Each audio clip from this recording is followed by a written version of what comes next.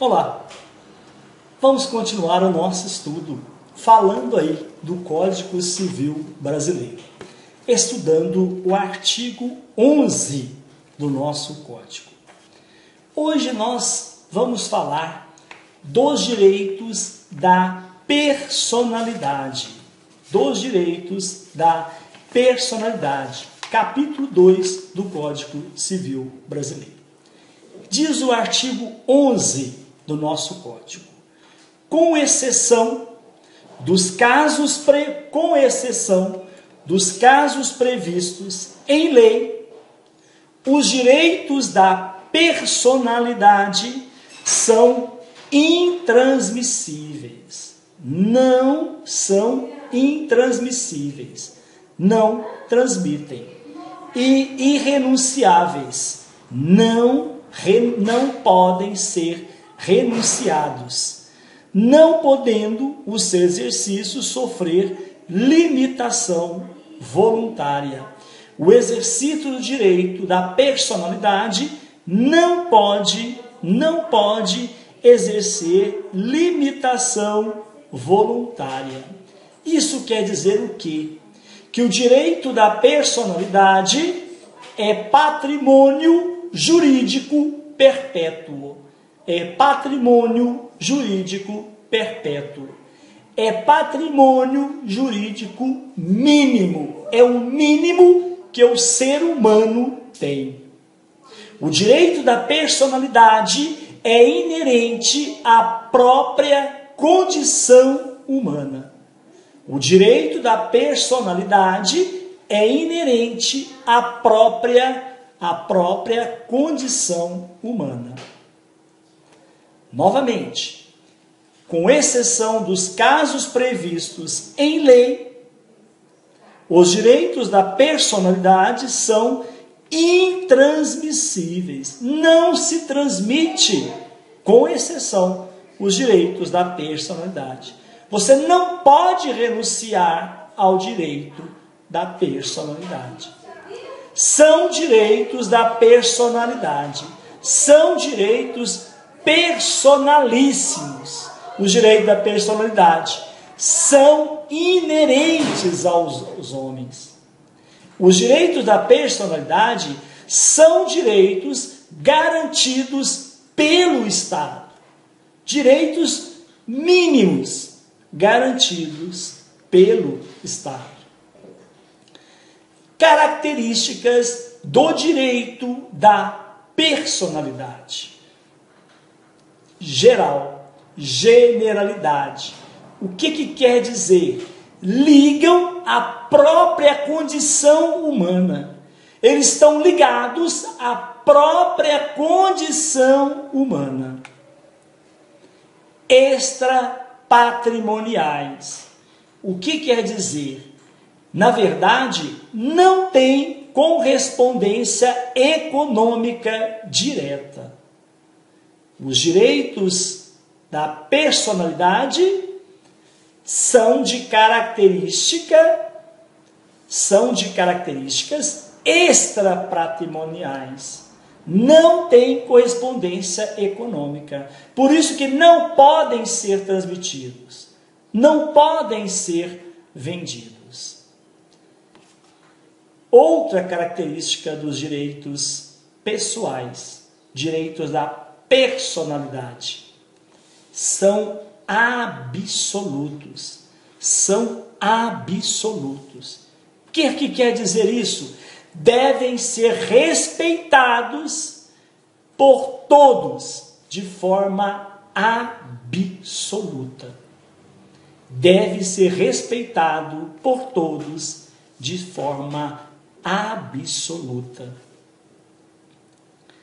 Outra característica, a indisponibilidade.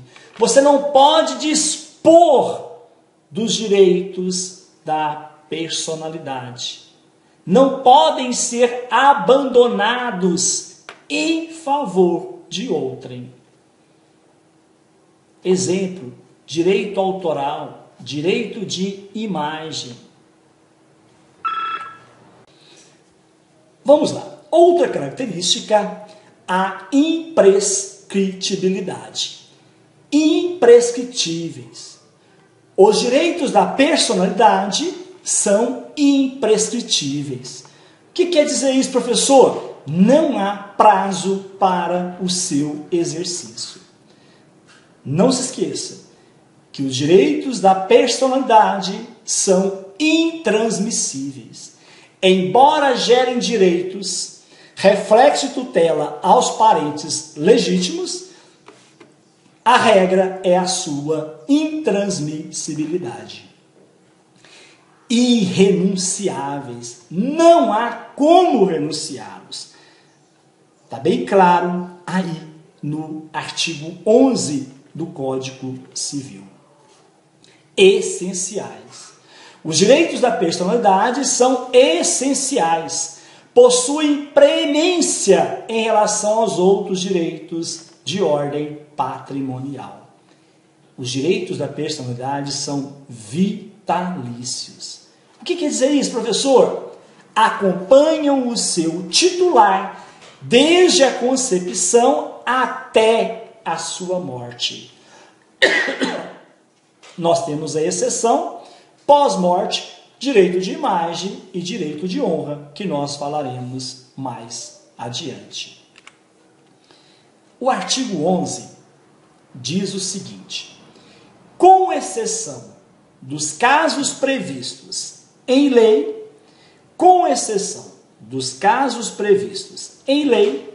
os direitos da personalidade são intransmissíveis, irrenunciáveis, não podendo o seu exercício sofrer limitação voluntária.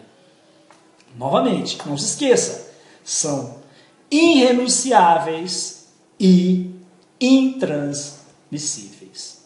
Artigo 12.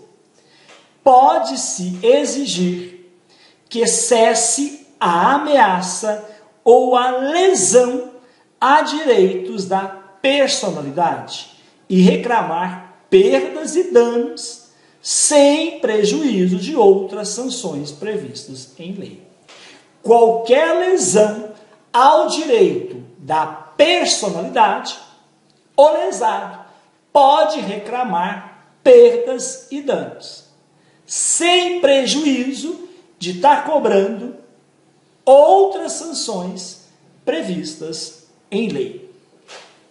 O parágrafo único diz o seguinte: em se tratando de morto, terá legitimidade para requerer a medida prevista neste artigo que nós acabamos de descrever, o cônjuge sobrevivente ou qualquer parente em linha reta ou colateral até o 4º grau.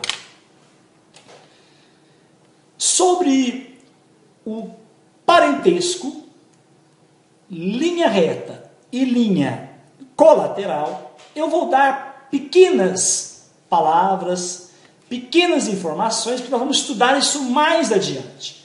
Mas acho que é necessário a gente dar um stop e ver o quadro que eu colei aí para vocês, caros colegas. Você encontra aí livremente na internet. Eu colei nos nossos slides. Vamos lá.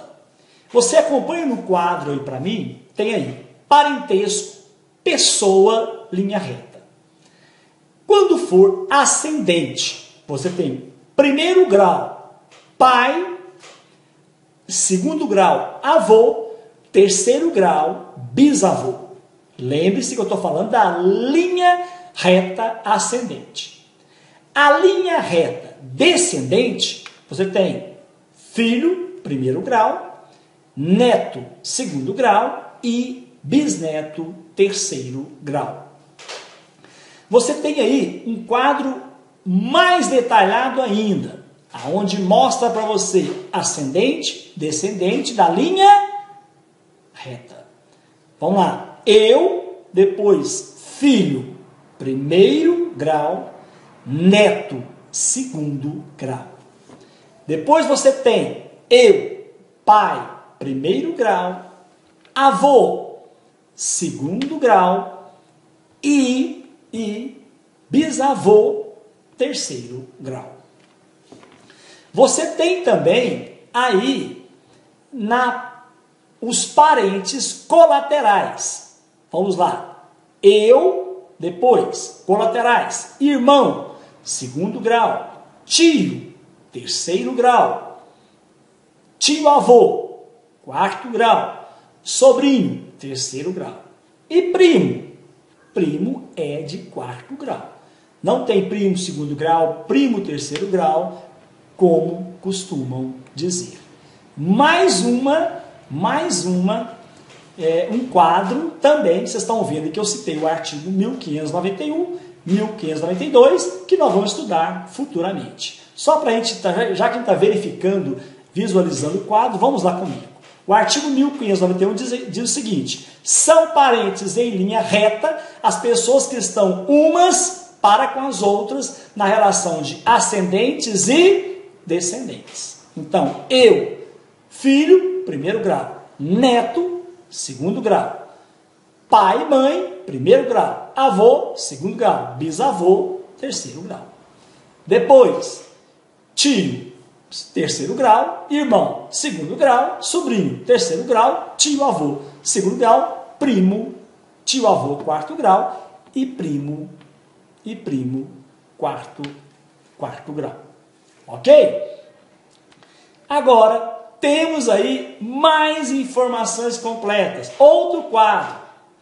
Vamos lá novamente. Pai, primeiro grau, avô, segundo grau, bisavô, terceiro grau. Vamos lá para o artigo 13. Salvo por exigência médica, é defeso, é proibido o ato de disposição do próprio corpo quando importar diminuição permanente da integridade física ou contrariar os bons costumes. Muito importante esse artigo 13. Atos de disposição de partes do corpo que não caracterizem perda ou diminuição da integridade física, nem atentem contra a moral e os bons costumes, são permitidos em lei. Mas o artigo 13 é o seguinte: salvo por exigência médica, é proibido, é defeso o ato de exposição do próprio corpo quando importar diminuição permanente. Se caso não importar diminuição permanente, será permitido. Agora, quando o dispositivo fala dispor, quer dizer o quê? Dispor quer dizer desfazer-se, é alienar a título gratuito, doação, ou a título oneroso, compra e venda. Deixando claro que diz o seguinte: salvo por exigência médica, é defeso o ato de exposição do próprio corpo quando importar diminuição permanente da integridade física ou contrariar os bons costumes. O que é dispor? É desfazer-se, é alienar a título gratuito, doação, ou a título oneroso, compra e venda. Quando o artigo 13 fala da proteção à integridade física, ele está dizendo o seguinte: a proteção da integridade física fundamenta-se na dignidade da pessoa humana e na inviolabilidade, olha a Constituição Federal no artigo 5º, e na inviolabilidade do direito à vida.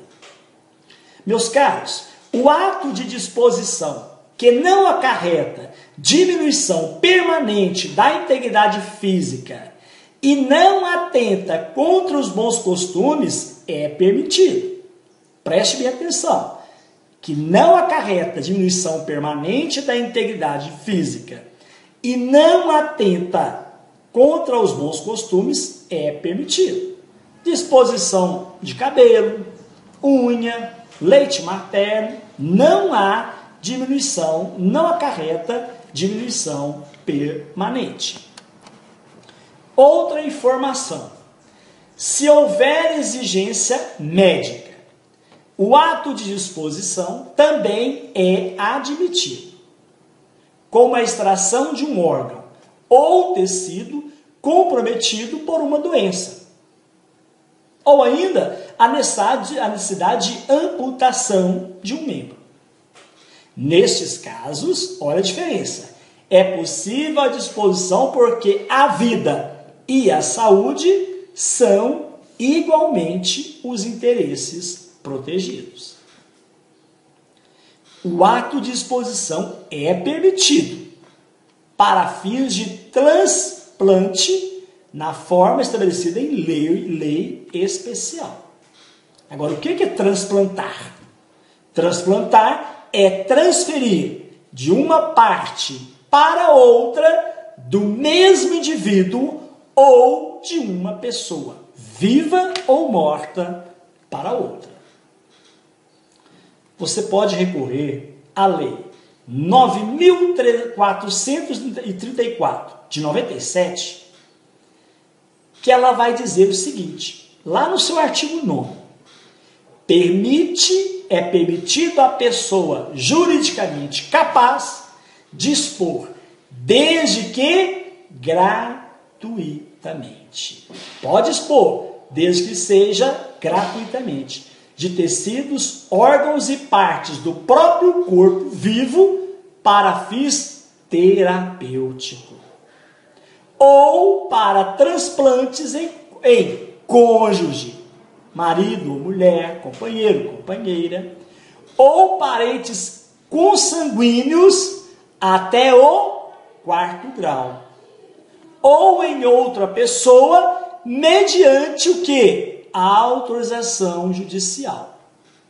Dispensada esta em relação à medula óssea. Lembre que parente até o 4º grau. Então, parente seria o primo. Lembra da linha parentesca reta?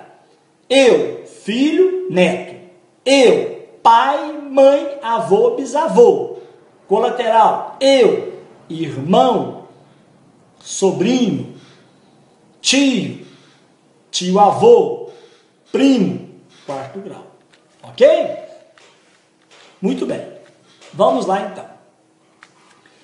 A obrigatoriedade da gratuidade do ato de exposição visa o quê? A obrigatoriedade da gratuidade do ato de exposição visa a erradicação do comércio e tráfico de órgãos.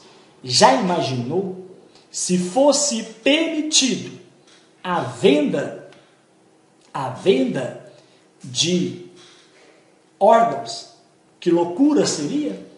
Mesmo não permitindo, lamentavelmente, a gente depara com tal situação.